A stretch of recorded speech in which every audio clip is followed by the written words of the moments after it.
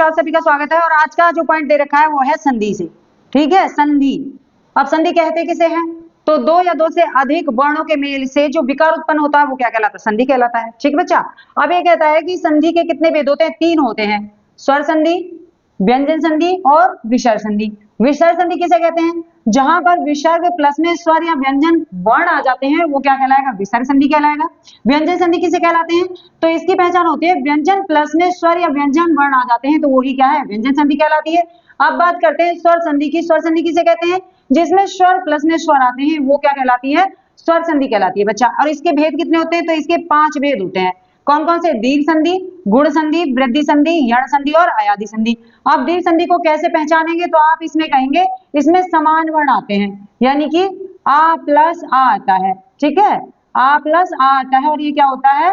बड़ा आ हो जाता है। ऐसे ही ई प्लस ई आएगी और क्या हो जाएगी? बड़ी ई हो जाएगी।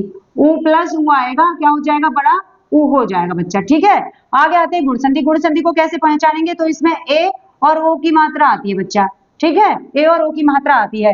जैसे आप कह सकते हो महेश, जैसे महेश और परोपकार, परोपकार, इस तरह से इनमें शब्द ले सकते हो।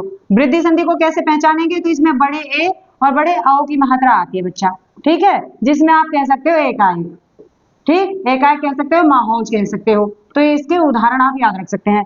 यण संधि को कैसे पहचानेंगे? तो इसमें आप कहोगे क्या आएगा? तो इसमें या और वा आता है। कैसे पहचानोगे? या और वा आता है, जिसके लिए आप रख सकते हो अत्यधिक। ठीक है, क्या रख सकते हो? अत्यधिक रख सकते हो एक शब्द लेकर।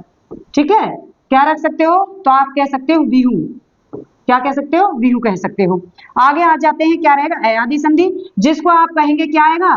तो इसमें आय और आय आता है, अब और आव आता है, अब और आव आता है। उदाहरण के लिए बता दूं, जैसे पवन आता है, बहुत परीक्षा में आता है।